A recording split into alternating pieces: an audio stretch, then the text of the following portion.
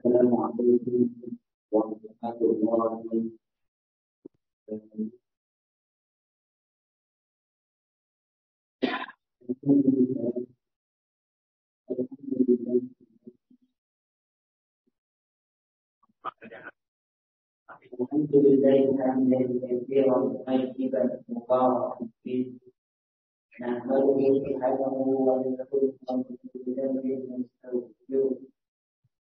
ونشهد أن لا إله إلا الله وحده لا شريك له ونشهد أن محمدا عبده ورسوله سبحانك لا علم لنا إلا ما علمتنا.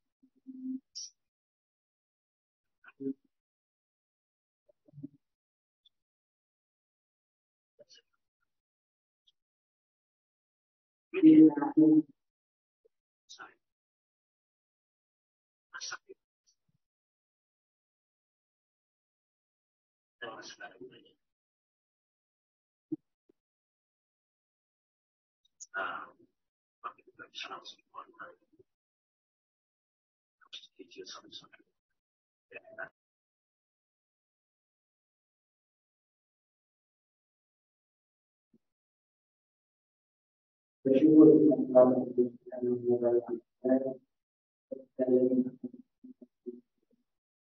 di mana pada suatu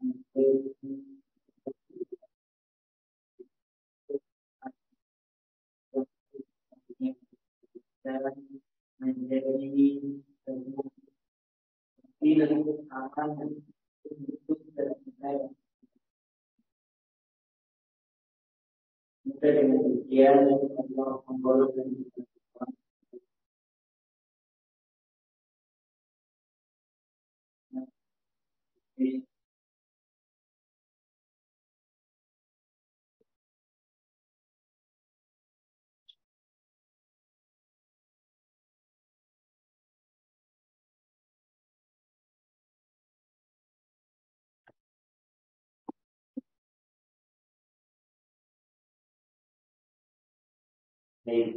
jemaah yang dimuliakan Allah sampai dalam materi yang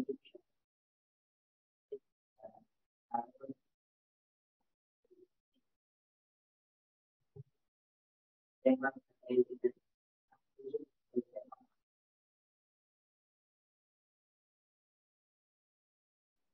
dan satu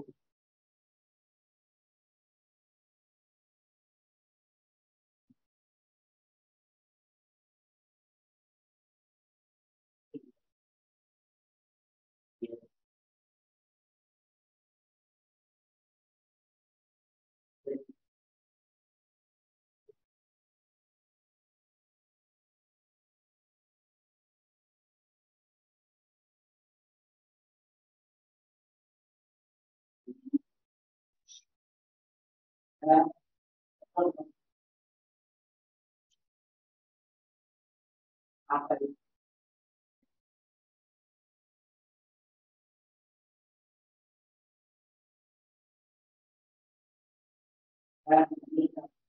dari ilmu pengantar studi dalam masalah penting sehingga kalau kita tidak bisa memahami ilmu pengantar ini maka Allah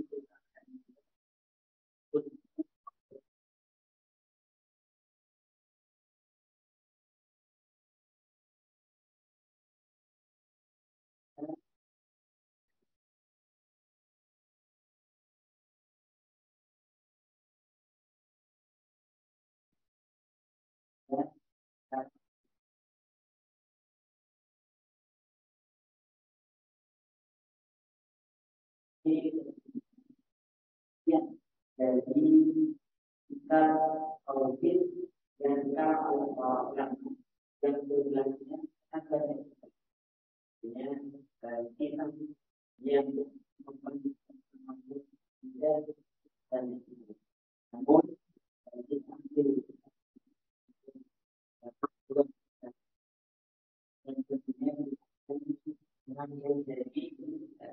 lainnya, mensalihkan dari kitab-kitab akidah yang lain. Baik, jamaah yang dimuliakan Allah. Pertama, yang kita akan bahas adalah penyimpangan akidah, ya, ataupun sebab-sebab penyimpangan akidah dan cara penanggulangannya.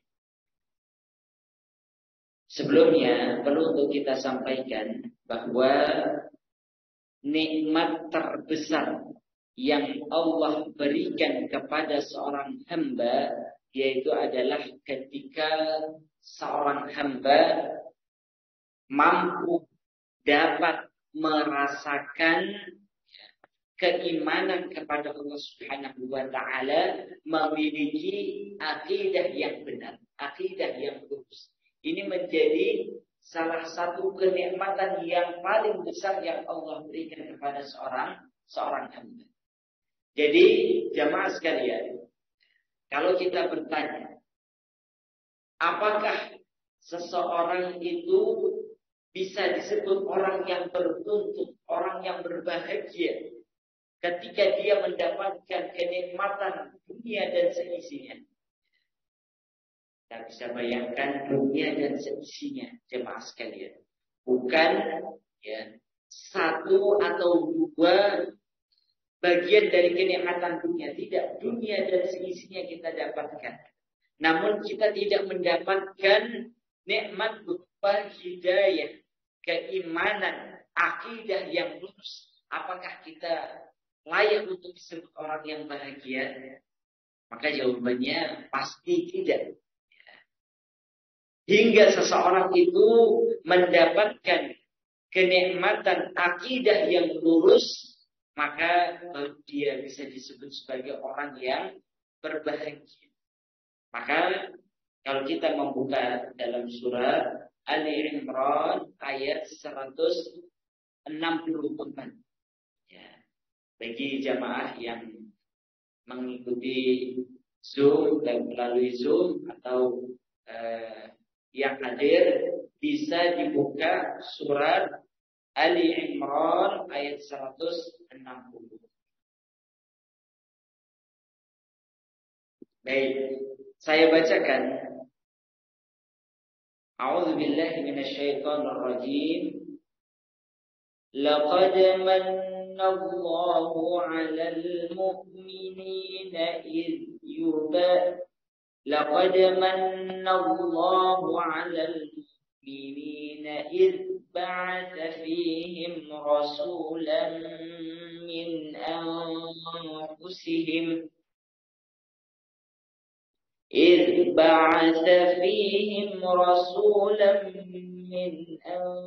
أنفسهم يتلو عليهم آياته ويزكيهم ويعلمهم الكتاب والحكمة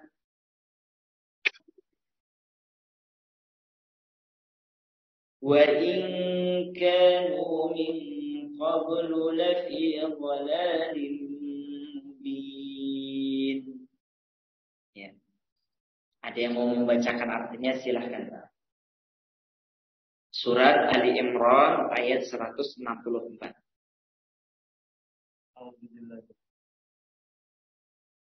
Allah benar-benar telah memberi karunia kepada orang-orang mukmin ketika Dia mengutus di tengah-tengah mereka seorang Rasul Muhammad SAW dari kalangan mereka sendiri yang membacakan kepada mereka ayat-ayatnya, menyucikan jiwa mereka dan mengajarkan kepada mereka kitab suci Al-Quran dan hikmah.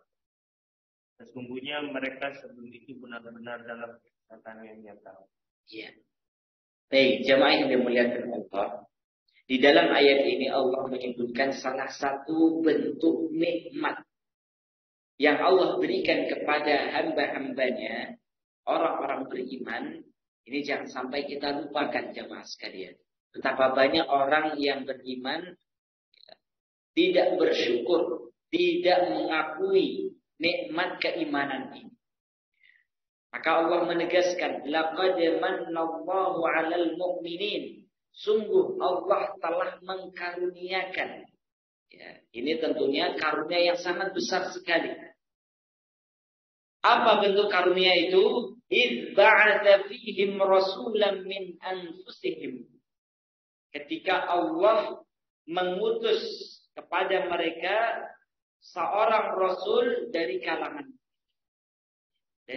mereka.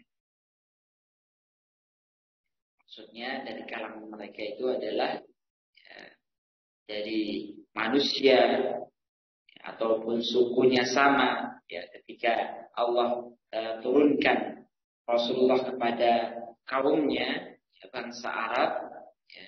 Apa yang menjadi tugas Rasulullah? Yatlu alaihim ayatihi wa yuzakkihim. Rasulullah membacakan kepada mereka, memberitahukan kepada mereka ayat-ayat Allah Subhanahu wa taala. Ayat-ayat Al-Qur'an. Kemudian wa yuzakkihim, dan mensucikan mereka. Mensucikan mereka ini maknanya adalah Rasulullah Shallallahu Alaihi Wasallam mengajari mereka, menuntun mereka, mendidik mereka agar akhlak mereka menjadi mulia.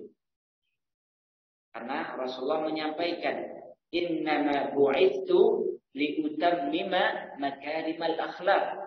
Tidaklah aku diutus oleh Allah kecuali untuk menyempurnakan akhlak manusia. Jadi makna mentazkiyah, ya, mensucikan mereka, yaitu adalah mengobati, membersihkan dari jiwa manusia dari sifat-sifat yang kejam. Ya.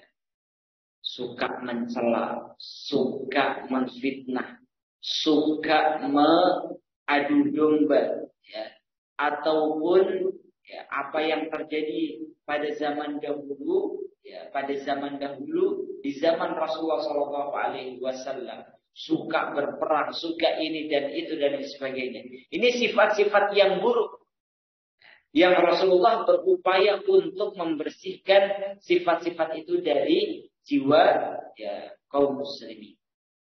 Kemudian tugas Rasulullah yang lainnya adalah wa yu'allimuhumul kitaba wal hikmah.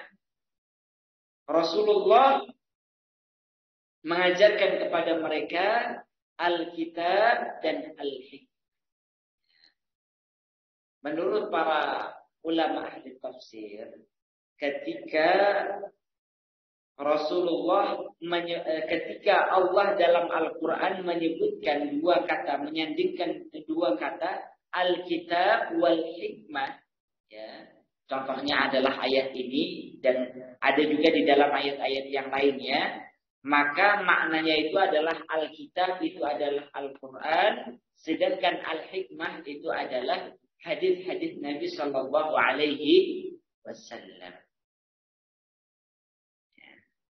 Jadi ini tiga tugas Rasulullah: membacakan ayat-ayat Al-Quran kepada mereka, ya, kemudian membersihkan akhlak mereka yang buruk menjadi akhlak yang baik, kemudian mengajarkan kepada mereka Al-Quran dan Sunnah. Ya. Wa in kanu min qablu lafi dhalalin mubin. Meskipun dahulu sebelumnya mereka berada dalam kesesatan yang nyata. Artinya adalah dengan Allah mengutus Rasulnya dengan untuk menjalankan tugas-tugasnya itu, tujuannya adalah untuk menyelamatkan manusia dari kesesatan menuju hidayah Allah Subhanahu wa taala. Ini merupakan sebuah kenikmatan yang paling mulia, paling agung, paling besar yang Allah berikan kepada manusia. Jadi jamaah yang dimuliakan Allah, sekali lagi kita jelaskan, tekankan bahwasannya nikmat terbesar yang kita dapatkan, ya, khususnya kita yang ada di sini, ya, dan umumnya itu adalah seluruh kaum muslimin, itu bukan apa yang kita makan, bukan apa yang kita minum, ya, bukan apa yang kita pergunakan dalam sehari-hari kita, namun nikmat terbesar itu adalah ketika Allah masih menanamkan pada jiwa kita keimanan kepada Allah, akidah yang lurus, yang benar, yang dengannya kita bisa beribadah kepada Allah Subhanahu wa taala. Hai, jemaah yang dimuliakan Allah, ini hal yang pertama yang harus kita paham. Kemudian, ketika kita telah memahami bahwa akidah sahih, akidah yang lurus merupakan nikmat terbesar yang Allah karuniakan kepada kita semua, maka kita harus paham bahwa yang namanya akidah, keyakinan itu bisa menyimpang. Karena suatu ketika Rasulullah SAW di hadapan para sahabatnya itu mengambil ranting, Pak. Ya, ranting, Rasulullah mengambil ranting, kemudian tanah itu digaris lurus oleh beliau. Jadi Rasulullah membuat garis lurus dan itu dilihat para sahabat. Rasulullah ingin membuat sebuah ilustrasi. Dibuat garis lurus oleh Rasulullah dan setelah itu Rasulullah membuat cabang-cabang dari garis lurus itu. Kemudian para sahabat bertanya, apa ini wahai Rasulullah? Ya, Rasulullah menjelaskan, garis lurus ini adalah pemahaman akidah kita yang lurus. Sedangkan cabang-cabangnya ini adalah sesuatu ataupun hal-hal yang menyimpang. Penyebab-penyebab yang membuat seseorang itu menyimpang dari akidah yang lurus. Ini Rasulullah sudah membuat ilustrasi demikian jemaah sekalian. Belum lagi hadis Nabi Shallallahu Alaihi Wasallam. Hadis Nabi Shallallahu Alaihi Wasallam beliau menyebutkan, ketika beliau menyebutkan sataftariku al-yahud, innal yahud iftaraqatil yahudu ala, misalnya berapa kaum Yahudi itu terpecah belah menjadi berapa kelompok. Waftaraqatin nasara, dan begitu pula kaum Nasrani terpecah menjadi berapa golongan-golongan. Dan Rasulullah juga menyebutkan wasataftariqu hadhil ummah, dan umatku ini, umat Islam ini pun akan terpecah belah ala 73 firqatan, menjadi 73 golongan. Kalau Yahudi 71, kalau Nasara 72, kalau umat Islam 73. Nah, informasi dari Rasulullah SAW ini tujuannya adalah untuk memperingatkan kita. Jangan sampai ketika Allah sudah memberikan kenikmatan yang begitu besar berupa akidah yang lurus, maka kita menghendaki untuk memilih jalan yang menyimpang dari akidah yang lurus. Maka jangan sampai. Mungkin saya pernah menyampaikan sejarah awal mula penyimpangan akidah. Sejak kapan terjadinya jamaah sekalian? Sejarah awal mula penyimpangan dalam masalah akidah.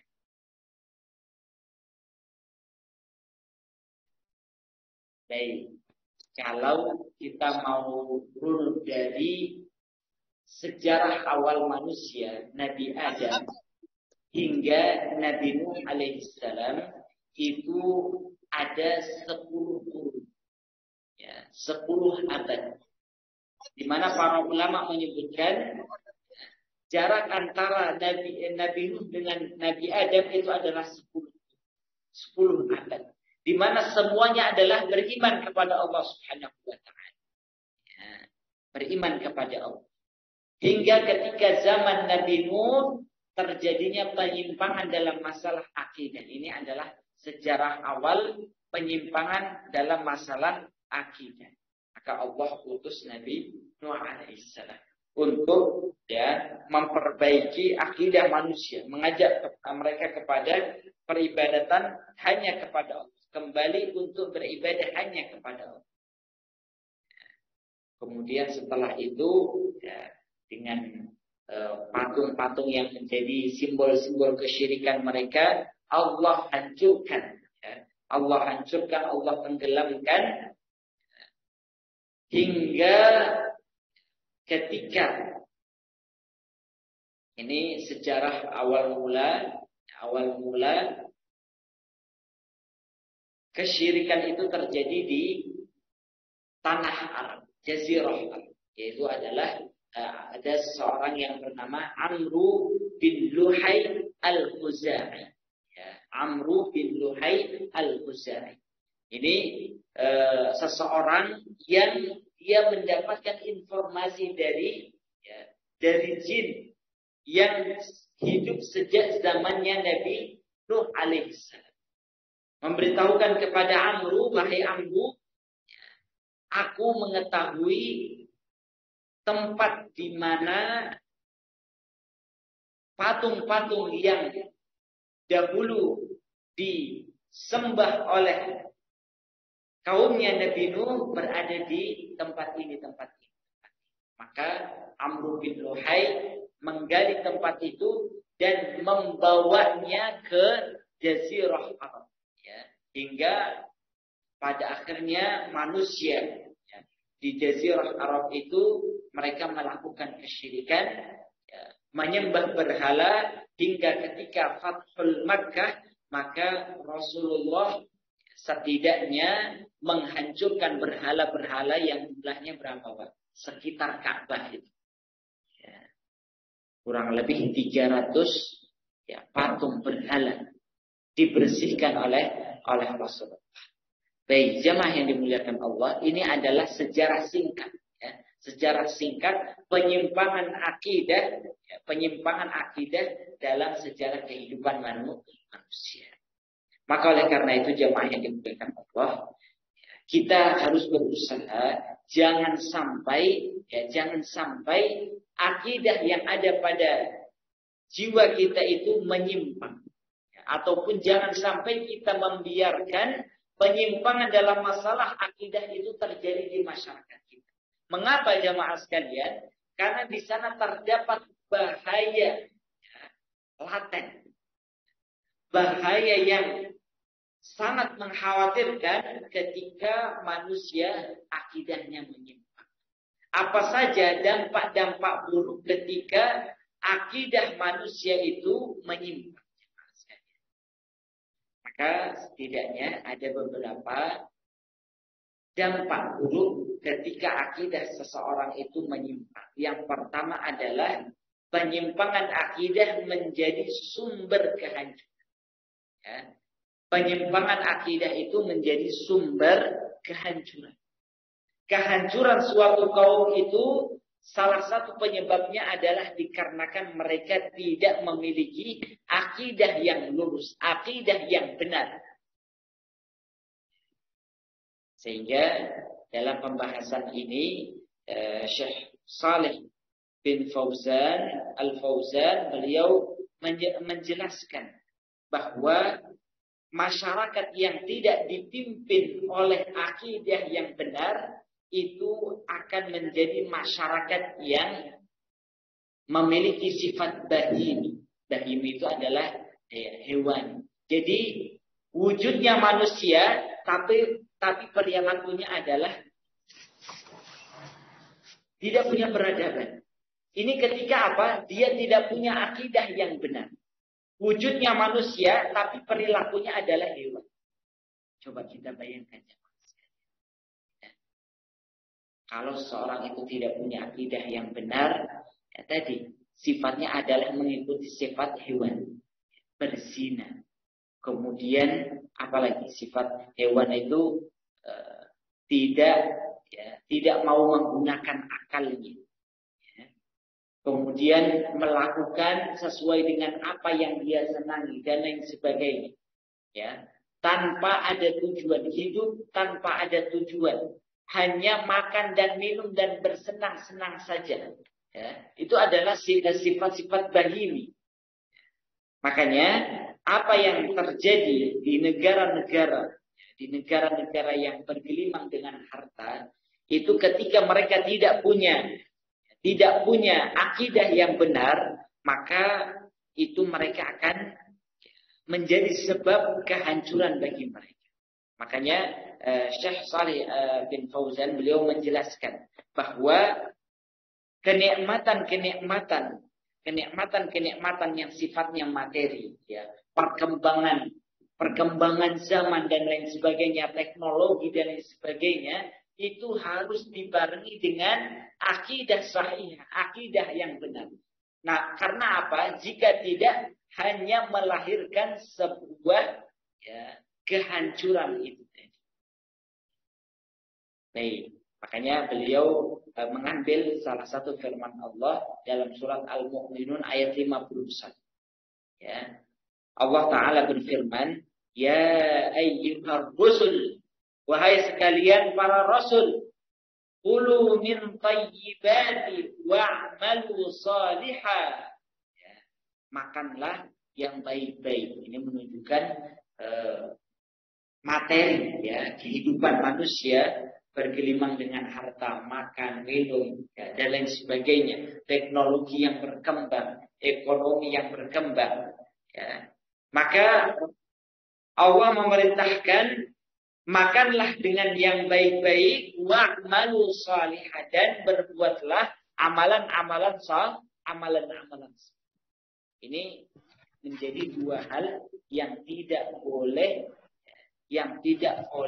dipisahkan dari kehidupan manusia. Ya, kalau kita melihat apa yang terjadi pada zaman sekarang, jamaah sekalian, ya, ini sebagaimana ungkapan salah seorang ulama, jamaah sekalian. Ungkapan salah seorang ulama ini menyindir apa yang sedang terjadi, ya, apa yang sedang terjadi pada hari ini, di mana manusia itu, ya, di mana manusia ketika mereka jalan-jalan, ya, ke negeri-negeri baru, ya, yang tentunya penuh dengan penyimpangan dan lain sebagainya, saat mereka pulang ke negara mereka, maka mereka memuji, ya, negara-negara itu dengan pujian-pujian, ya, yang indah, tanpa melihat, ya, kekufuran dan penyimpangan mereka. Namun coba kita perhatikan jamaah sekalian, saat, ya, burung hudhud itu pergi ke negeri sana, dan memberikan pulang ke Nabi Sulaiman dengan membawa kabar berita dari apa yang mereka lihat. Apa yang disampaikan oleh burung hudhud, wajadtuha wa qaumaha yasjuduna lisyamsi min dunillah. Burung hudhud menyampaikan kabar kepada Nabi Sulaiman, aku mendapati dia, itu adalah ratu penguasa kaum Saba, aku mendapati ratunya, rajanya beserta kaumnya, yasjuduna lisyamsi min dunillah, mereka menyembah matahari yang mereka persekutukan, yang mereka jadikan sesembahan selain Allah Subhanahu. Jadi burung hudhud tidak menyampaikan kabar berupa bangunan mereka mewah-mewah, negerinya maju dan lain sebagainya. Padahal, ya, Allah telah menyebutkan bahwasanya Allah itu telah memberikan kenikmatan kepada kaum Saba itu dengan kenikmatan yang begitu besar. Ya. Namun burung hudhud tidak silau terhadap apa yang menjadi kenikmatan dunia yang mereka dapatkan. yang justru yang disampaikan oleh buntut itu adalah sebuah hal yang miris. Ya. Di samping mereka mendapatkan kenikmatan yang begitu besar, kemajuan yang begitu besar, namun penduduknya, pemimpin dan penduduknya tidak mau beriman kepada Allah Subhanahu wa taala. Maka ini menjadi sebab kehancuran bagi mereka. Hanya Allah menyebutkan dalam Al-Quran, walau anna ahlal qura amanu wattaqaw la fatahna 'alaihim barakatin minas sama'i wal ardh walakin kadzabu fa akhadnahum bima kanu yaksibun.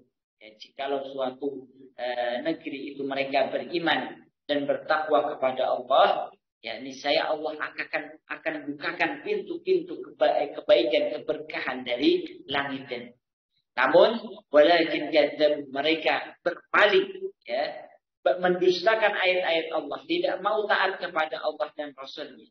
Fa akhadnahum bima kanu yaksibun, maka kami hancurkan mereka, kami hukum mereka terhadap apa yang telah mereka lakukan. Ya. Jadi sebab Allah menghancurkan kaum-kaum terdahulu, ya, yang Allah berikan, ya, kemajuan kepada mereka, kaumnya Nabi siapapun itu. Nanti kita bisa membaca sejarah, ya, yang mereka bisa membangun gunung-gunung menjadi sebuah bangunan yang indah. Itu kaumnya siapa jamaah sekalian? Ya, bisa kita lihat nanti. Namun kemajuan teknologi ataupun apa yang ada pada zaman itu tidak dibarengi dengan keimanan kepada Allah. Maka hasilnya adalah sebuah kehancuran. Sama juga yang terjadi, ya. Jika pada zaman ini teknologi berkembang dan lain sebagainya, tapi kalau tidak dibarengi, tidak kita jaga dengan, ya, kita tidak jaga akidahnya, maka kita khawatirkan akan terjadinya, ya, kehancuran itu tadi.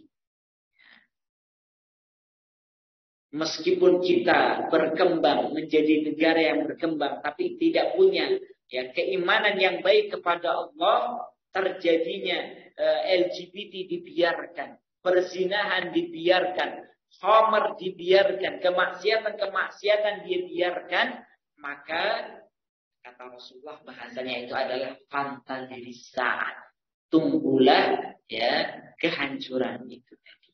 Baik jamaah yang dimuliakan Allah. Ya, maka ini hal yang harus kita perhatikan, bahwa akibat buruk dari penyimpangan akidah itu adalah, ya, akan menjadi sumber kehancuran. Kemudian yang kedua jemaah sekalian, ya, yang kedua adalah dampak buruk dari, ya, penyimpangan akidah itu adalah sumber perselisihan. Ya, akidah yang menyimpang itu akan menjadi sumber perselisihan. Manusia akan berselisih, ya, manusia akan berselisih dan lain sebagainya. Sebagaimana yang telah Allah Subhanahu wa taala sebutkan dalam Al-Qur'an, ya. Kalau seseorang itu tidak beriman kepada Allah, ya, maka mereka akan melakukan terjadi perselisihan yang sangat banyak sekali. Ikhtilafan katsiran, kata Allah Subhanahu wa taala. Ya. Baik jemaah yang dimuliakan Allah. Makanya tadi orang itu akan menganggap dirinya semuanya paling benar. Ya. Karena apa? Karena mereka tidak punya patokan. Ya, tidak punya patokan. Sedangkan ahlu sunnah wal jamaah patokannya jelas. Akidah yang benar patokannya jelas. Ya. Sedangkan mereka saling bertengkar, saling mengaku dirinya paling benar sendiri. Ini menjadi sumber perpecahan itu tadi. Baik, jamaah yang dimuliakan Allah Subhanahu wa taala, oleh karenanya penting bagi kita semua, ya, untuk mengetahui apa saja sebab-sebab penyimpangan dalam masalah akidah itu sendiri.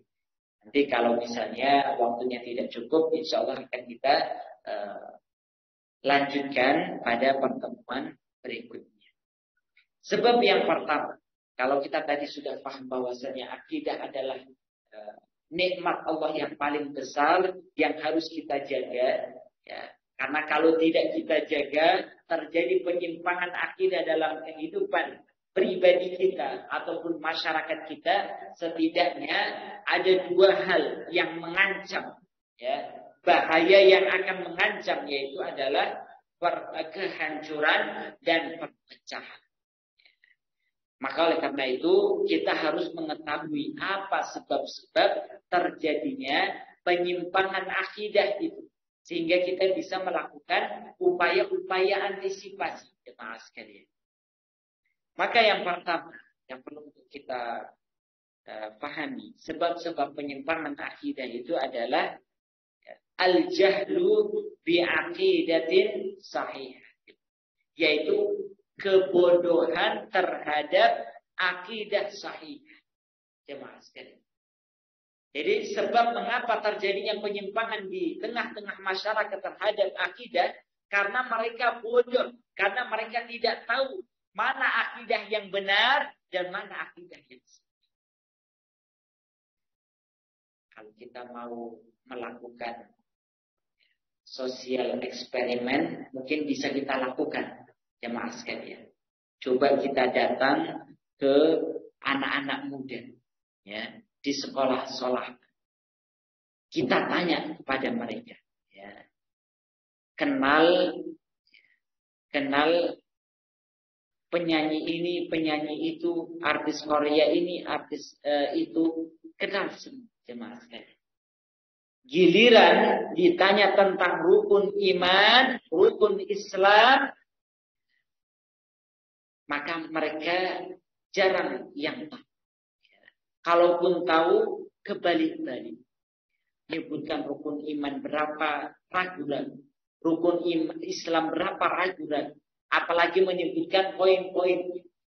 Ini baru sekedar mengetahui luarnya, ya. Berapa rukun iman, berapa rukun Islam, apa saja poin-poinnya, itu masih luarnya, ya. Itu saja tidak paham, itu saja tidak tahu, ya. Apalagi ditanya tentang isinya, ya. Apa manfaat keimanan kepada Allah? Apa buah daripada kita beriman kepada Allah? Ya. Apa saja yang harus kita yakini terkait dengan keimanan kepada Allah? Itu isinya, ya. Pendalamannya.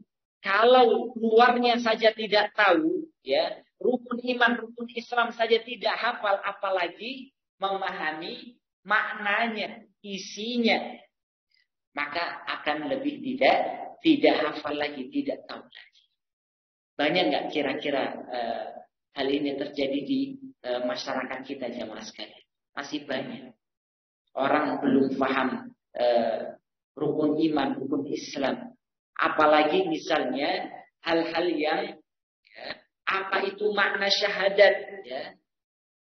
Makna syahadat asyhadu an la ilaha illallah, maknanya itu apa tidak tahu. Rukun-rukunnya, ya, syarat-syaratnya. Kemudian pembatal-pembatal syahadat. Ini semuanya masalah akidah, ya. Masalah akidah. Mereka kalau tidak tahu, ya, bagaimana mereka mau menyelamatkan diri mereka dari hal-hal yang membuat akidah mereka menyimpang. Yang terjadi, jamaah sekalian, terutama di kampus-kampus di Indonesia, itu mengapa mahasiswa-mahasiswa kita itu mudah untuk terkena paham-paham yang menyimpang, ya, liberal, ya, ataupun yang lainnya, ya. Karena akidah mereka tidak kuat, ya. Akidah mereka tidak kuat, jamaah sekalian. Ya. Bagaimana beriman kepada Allah? Kemudian, ya, apalagi misalnya ahlu sunnah wal jamaah itu apa? Prinsip-prinsipnya apa? Karakternya apa? Itu tidak tahu, ya. Bagaimana sumber mengambil akidah yang benar itu bagaimana tidak tahu. Pantas kalau mereka, ya, ketika ditawarkan dengan pemikiran liberal itu tadi, ya, dan lain sebagainya, mereka mengambilnya, ya. Yang mereka pikirkan adalah rasional. Ya, ini kan yang rasional dan lain sebagainya. Padahal prinsip akidah, ya, akidah Islamiyah, akidah Sahihah itu adalah apa? Menekankan pada kepercayaan, iman kepada hal yang gaib. Keimanan itu, akidah itu tidak semuanya harus sesuatu yang bisa dilihat oleh ya manusia, harus dinalar oleh manusia. Ya. Terkadang pada sebagiannya itu membutuhkan ya, keimanan kepada Allah, ketundukan. Ya. Karena makna Islam itu adalah al-istislam, ya al-islam, al-inqiyad, ya ketundukan. Sudah nurut saja, ya. Nggak perlu banyak tanya, jalankan saja. Ini kalau orang yang tidak ada ketundukannya terhadap syariat, ya pasti mereka tidak akan melakukannya. Baik, jadi jamaah sekalian yang semoga dimuliakan Allah. Jadi sekali lagi kita masih membahas ya, salah satu contoh ya, bahwa ketidaktahuan terhadap akidah sahihah itu menjadi salah satu sebab penyimpangan dalam masalah akidah. Ya.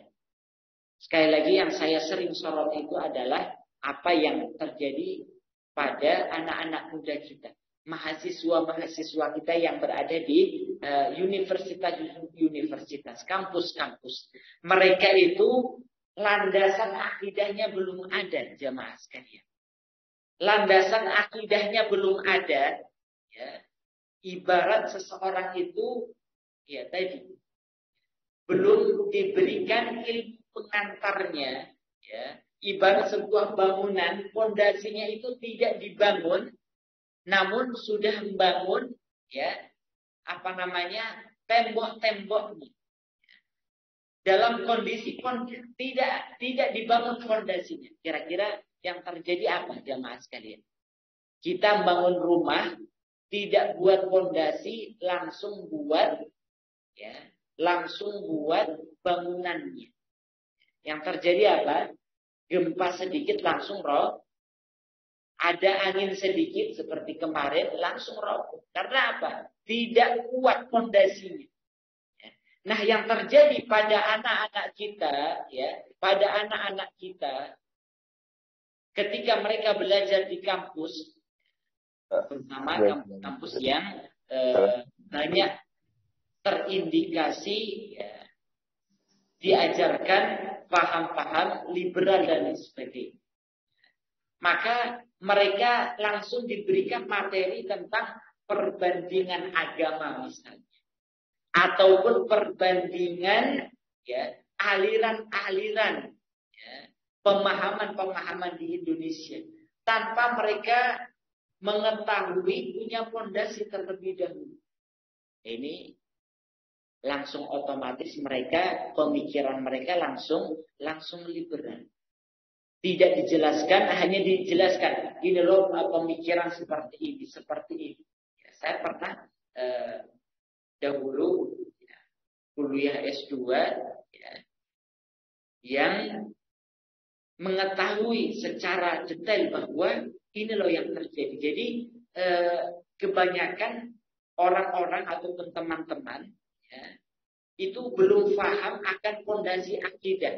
Mana akidah yang lurus, bagaimana mencari dalil ya. Akidah kita itu dibangun atas dalil-dalil apa? Ya, itu belum dipelajari. Sudah dijelaskan ini loh sekte ini, aliran ini seperti ini, tanpa dijelaskan mana yang benar dan mana yang salah. Silahkan untuk memilih. Ini. Kalau yang tidak punya fondasi yang benar, maka akan menyimpang itu dari jamaah sekalian. Baik. Jamaah yang dimuliakan Allah Subhanahu wa taala. Jadi sebagaimana ya perkataan Umar bin Khattab radhiyallahu anhu. Perkataan Umar bin Khattab radhiyallahu anhu, "Innama tunqadu umural Islami 'udwatan." Sahabat Umar bin Khattab radhiyallahu anhu, beliau memberikan kewaspadaan kepada kita semua, peringatan kepada kita semua. Sesungguhnya ikatan simpul Islam ini ya, ibarat ajaran Islam, pemahaman Islam itu ibarat kumpulan dari ya, benang-benang kecil yang menjadi sebuah tali yang besar. Ya. Nah, ajaran Islam itu seperti tali yang besar itu tadi. Kumpulan dari tali-tali yang kecil. Itu akan bisa terputus satu demi satu. Artinya syariat Islamnya tidak diamalkan. Apa yang menjadi sebabnya? Idza nasha'a fil Islam man lam ya'rif jahiliyah. Apabila generasi dari umat Islam ini tidak mengenal ya, jahiliyah, apa yang menyimpang. Tidak diajarkan orang ini misalnya orang yang tidak menerima Islam secara totalitas, kemudian tidak menjadikan Islam sebagai satu-satunya agama, ya, dan lain sebagainya, itu tidak dijelaskan mana hal-hal yang bersifat jahiliyah itu tadi, maka ini yang akan menjadi sebab, ya, menjadi sebab syariat Islam itu akan ya ditinggalkan satu persatu, tidak diamalkan oleh pemeluknya. Baik, jamaah yang dimuliakan Allah Subhanahu wa taala. Jadi kita sampaikan bahwa sebab utama terjadinya penyimpangan akidah itu adalah karena kebodohan, ya, karena ketidaktahuan kita. Mengapa bisa tidak tahu? Ya mungkin karena kita tidak mau mempelajarinya, malas untuk belajar. Belajar dalam sepekan sekali saja, tidak mau meluangkan waktu untuk mempelajari agamanya. Masalah yang prinsip akidah. Karena dalam syariat Islam itu ada ilmu yang sifatnya wajib. Ini kalau ilmu ini tidak kita ketahui, maka kita akan berdosa. Contohnya apa jamaah sekalian? Bahwa hanya Allah satu-satunya zat yang berhak disembah. Ini ilmu yang wajib diketahui oleh setiap orang-orang yang beriman. Kalau tidak tahu dia berdosa. Itu ilmu wajib. Salat itu menjadi kewajiban bagi setiap muslim. Itu ilmu wajib. Kemudian apalagi? Ya, zakat, puasa itu kewajiban. Itu ilmu yang wajib untuk kita ketahui. Hukum puasa Ramadan itu apa? Saya enggak tahu, berdosa dia. Karena apa? Ini ilmu wajib. Ada juga ilmu yang sifatnya sunnah. Ya. Anjuran kalau kita mengetahuinya. Misalnya ilmu tajwid misalnya. Ya. Ilmu tajwid. Ilmu-ilmu yang lain. Ya. Baik, jamaah yang dimuliakan Allah. Maka sebab terjadinya kebodohan terhadap akidah sahih itu mungkin karena dia enggan untuk mempelajari, ya, ataupun mengajarkannya, ataupun kurang perhatian terhadapnya. Ya, dia masa bodoh terhadap ya masalah mempelajari masalah akidah itu dia tidak tertarik. Ya, ini menjadi dia merupakan kurang perhatian terhadap masalah. Baik, sehingga yang terjadi generasi yang tumbuh itu apa jamaah sekalian? Mereka tidak mengetahui, ya, mereka tidak mengetahui mana yang hak dan mana yang batil, ya, mana yang benar dan mana yang salah. Memberikan sembelihan kepada laut atau kepada bumi. Dengan istilahnya mungkin sedekah laut, sedekah bumi. Boleh atau tidak? Enggak tahu. Ya. Boleh atau enggak ini? Enggak tahu saya. Enggak mau tahu sendiri. Nah ini. Ya. Kemudian dia akhirnya hanya ikut-ikutan. Saya hanya ikut-ikutan saja. Disuruh pemimpin dan lain sebagainya. Ya ini sebab, ya sebab kejahilan. Karena tidak tahu, apakah karena dia tidak mau tahu ataupun malas untuk mengetahuinya hingga akhirnya dia ikut-ikutan berdosa, ya, dan lain sebagainya. Akidahnya menyimpang. Baik, jamaah yang dimuliakan Allah, ini adalah salah satu contoh dari sekian banyak contoh-contoh penyimpangan dalam masalah akidah yang sebabnya itu adalah karena ketidaktahuan. Maka kuncinya adalah apa? Belajar. Ya.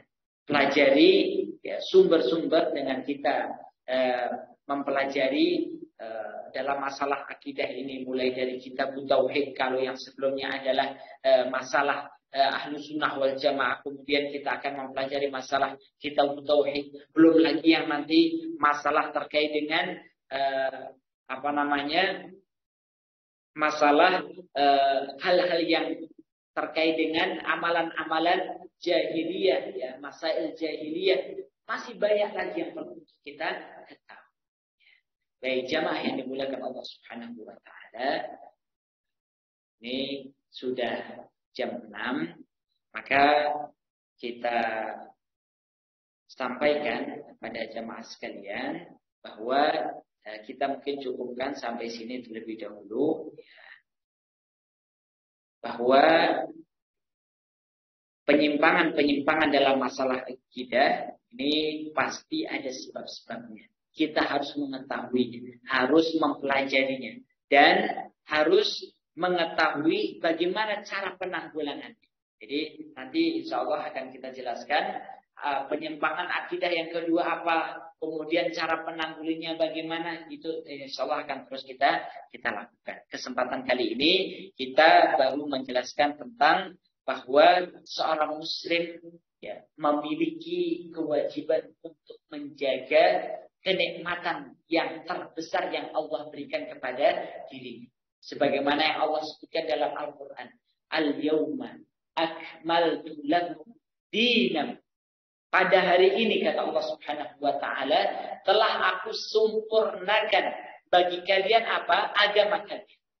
Wa atmamtu alaikum ni'mati, dan telah aku sempurnakan kenikmatan-kenikmatanku kepada. Apa maknanya jemaah sekalian? Allah sempurnakan kenikmatan kepada kita semua. Apakah artinya Allah berikan seluruh kenikmatan dunia tanpa terkecuali? Itu berarti Allah telah menyempurnakan kenikmatan kepada kita? Tidak.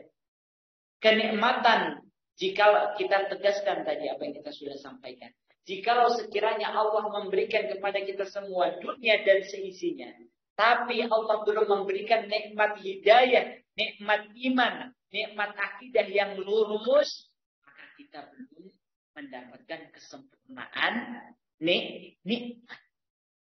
Ya.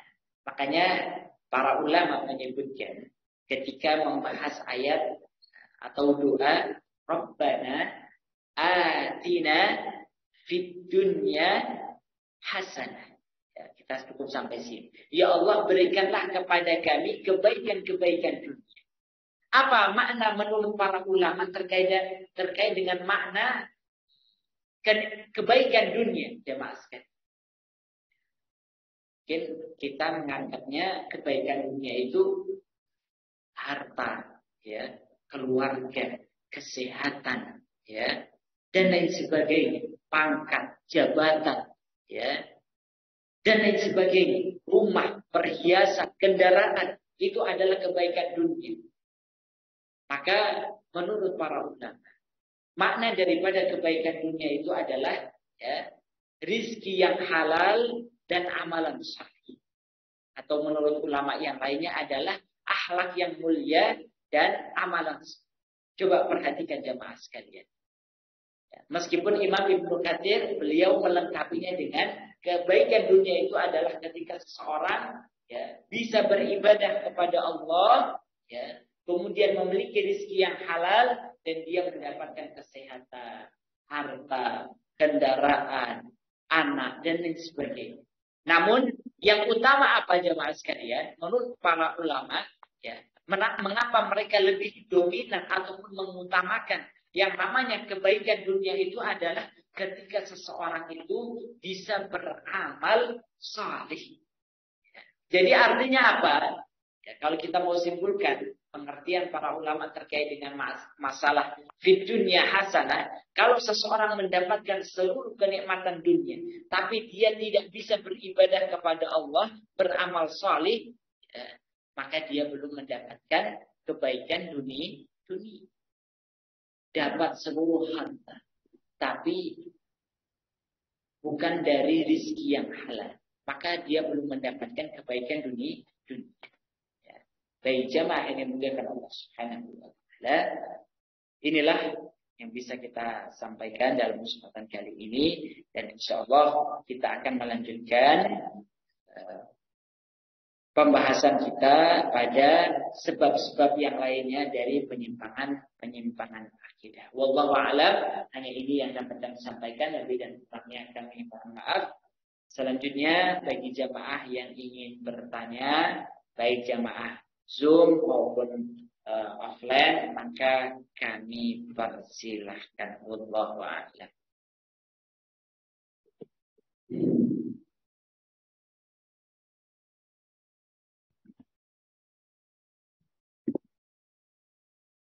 Ya, baik. Bagi jamaah Zoom, jika ada yang ingin bertanya, maka bisa langsung melalui speaker ditanyakan. Tidak usah malu-malu. Ya, baik.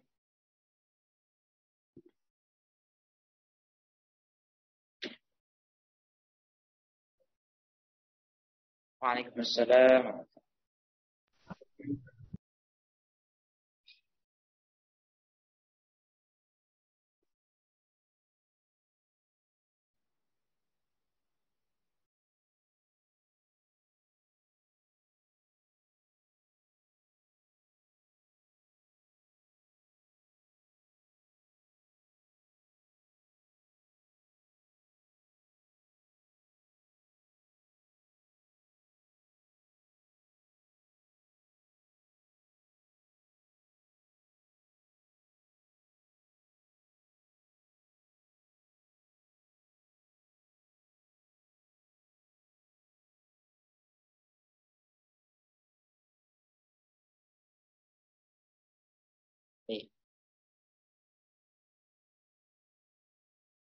Baik. Jemaah yang dimuliakan Allah, bagaimana cara kita untuk menumbuhkan minat generasi muda agar mereka mau belajar ya, agama, khususnya masalah akidah. Baik jemaah yang dimuliakan Allah, sebagaimana yang Allah sebutkan dalam Al-Quran, ini hikmah.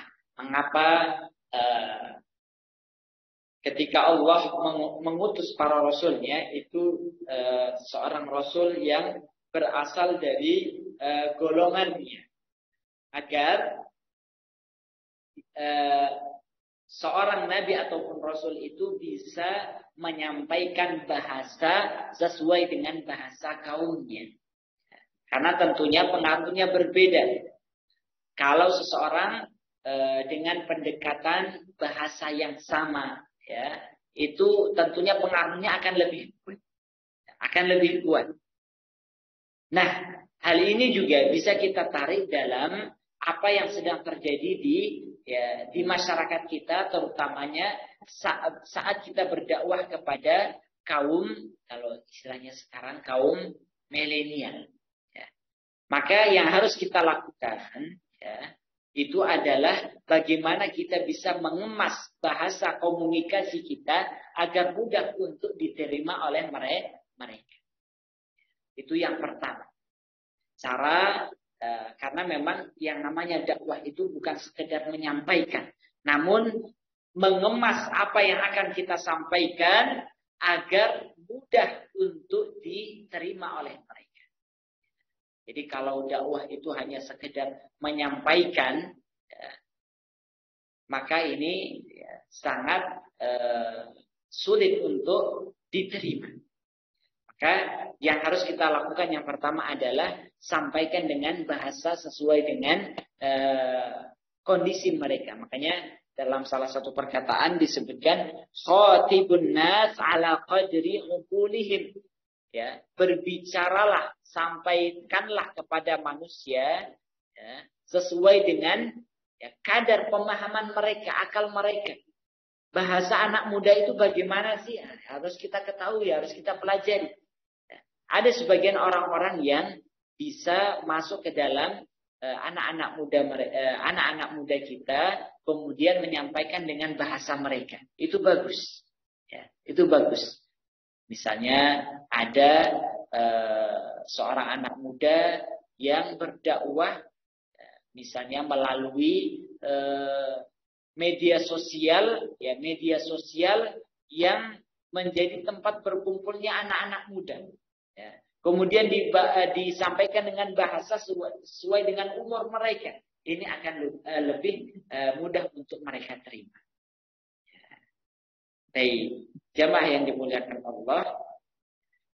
Dan begitu pula yang kedua, ya, kita dalam masalah penyampaian akidah ini yang ditekankan bukan sekedar mempelajarinya, ya, namun bagaimana kita mengajarkan. Hanya dengan banyaknya fasilitas-fasilitas ataupun media-media yang ada, ini bisa kita lakukan, bisa kita pergunakan. Bagaimana kita menggunakan misalnya media sosial berupa Facebook ataukah Instagram ataukah YouTube dan lain sebagainya, kita gunakan sebagai sarana dakwah. Ini yang kedua. Karena apa? Tempat berkumpulnya anak-anak muda, ya, ada yang online maupun offline. Kalau offline mungkin kita langsung bisa datang ke tempat mereka. Di mana mereka berkumpul, kita datangi mereka, kita dakwahi mereka. Kan seperti itu, Bang.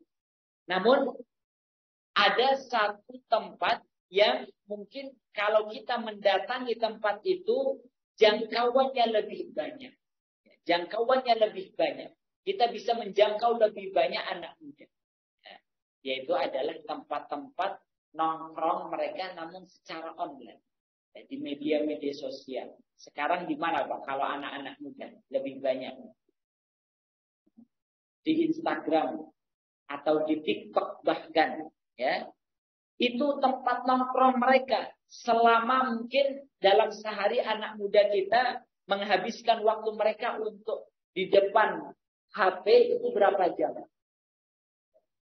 Menurut penelitian itu ada yang meneliti. Anak muda sekarang itu dalam sehari ya, mantengin HP itu bisa jadi ya, 2-3 jam ataupun bahkan lebih.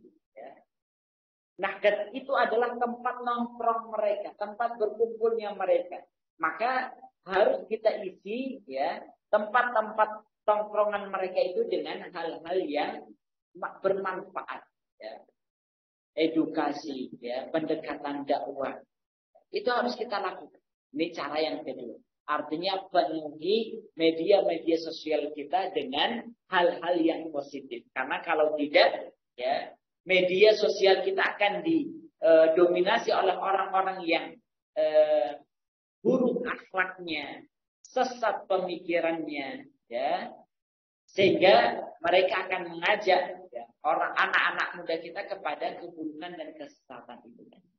Baik, jadi dua jawabannya, caranya bagaimana cara kita mengajak, menarik anak-anak muda kita yang memang ada kesulitan, ya, ada kesulitan, maka cara yang pertama adalah berbicaralah kepada mereka sesuai dengan ya akal pikiran mereka. Pendekatannya dengan pendekatan anak muda. Bahasanya adalah bahasa anak muda. Itu yang pertama. Kemudian yang kedua adalah ya, datangi mereka di mana mereka berkumpul. Ya. Yang seringnya terjadi, kita berada di satu lembah, mereka berada di lembah yang lain. Artinya tidak ketemu. Ya, tidak ketemu. Maka sesekali ya kita sebagai orang yang Allah berikan ilmu harus mendatangi mereka. Mengalah untuk mendatangi. Baik, jamaah yang dimuliakan Allah, ini jawaban yang seperti itu.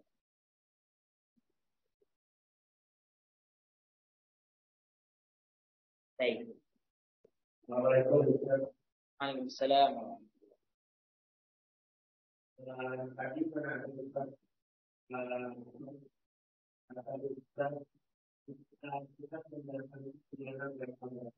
Ya.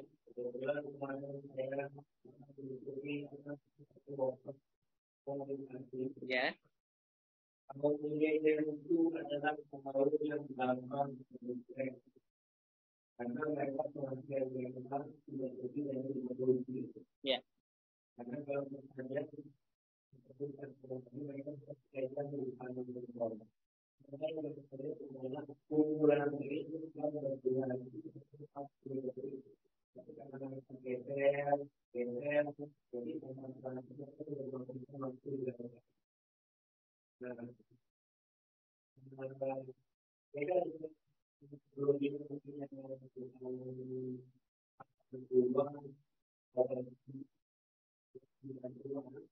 dimana mereka mempunyai pengetahuan tapi tindakannya bukan baik.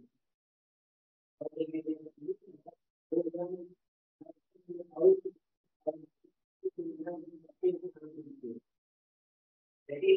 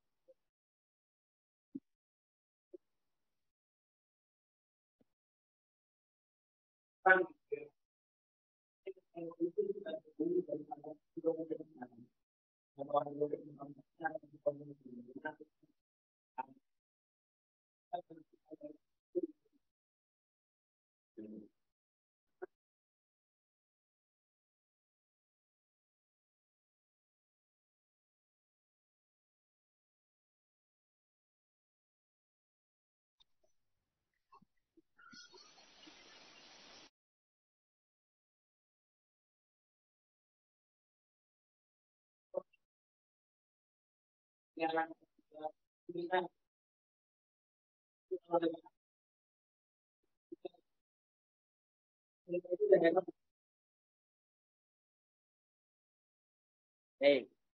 Cukup ya. Baik, jadi kalau kita mau mengambil pelajaran dari salah satu perintah Nabi agar jangan kita terlalu banyak majlis taklim.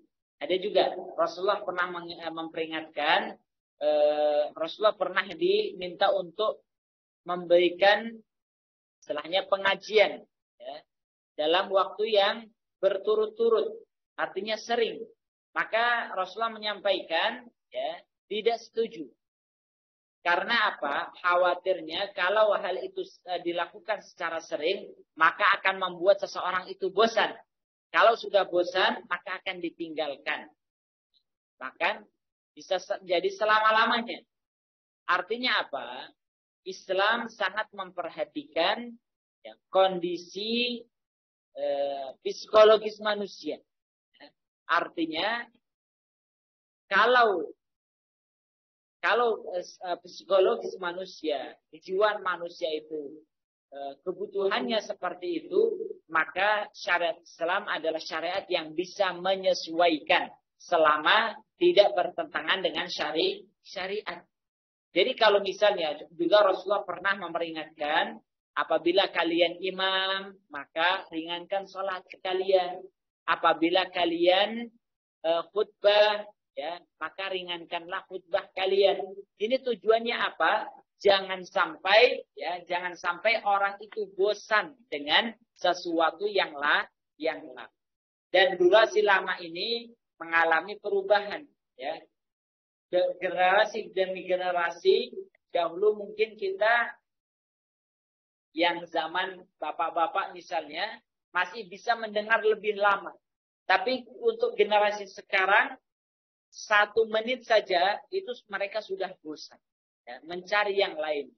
Maka sebenarnya tidak masalah. Ya. Maka sebenarnya tidak masalah. Tinggal bagaimana cara kita untuk mengemas satu pesan itu bisa disampaikan secara ringkas dan singkat. Yang penting tujuannya tersampaikan sebenarnya sudah bagus. Suatu ketika ada seorang khatib, ya, naik di mimbar pada khutbah Jumat, ya. Kemudian setelah membuka bersolat kepada Nabi, ya, wasiat takwa, kemudian hanya mengatakan 1 kalimat saja. Apa itu? Ya. 1 suapan kepada orang yang miskin lagi kelaparan itu lebih baik daripada membangun 1000 masjid. Setelah itu beliau tutup. Ya. Wassalamualaikum warahmatullahi wabarakatuh. Artinya beliau selesaikan khutbah. Bisa kita bayangkan nggak, Pak? Ya. Khutbah dengan 1 kalimat ini menjadi rekor khutbah paling singkat, ya. Khutbah paling singkat. Nanti coba Bapak bisa cek di di internet dan sebagainya. Khutbah paling singkat. Siapa yang melakukannya itu aja. Ini menunjukkan apa? Selama poinnya itu adalah bisa nyampai takwa kepada Allah. Jangan berzina, jangan minum khamar, atau misalnya poinnya adalah, ya, maksiat menjadi sumber terhalangnya rizki misalnya. Kalau cukup dengan itu sudah cukup, ya, tidak masalah. Artinya pesan yang singkat kemudian mudah dipahami dan diterima serta diamalkan itu lebih baik daripada pesan nasihat yang lama, ya, kemudian bertele-tele, tidak poinnya, ya, dan tidak diamalkan. Seperti itu, wallahu a'lam. Baik, silakan bagi ibu yang ingin bertanya. Di data orang segini loh. Ajin. Kenapa kan dia ngomong malu? Ngomong fisik.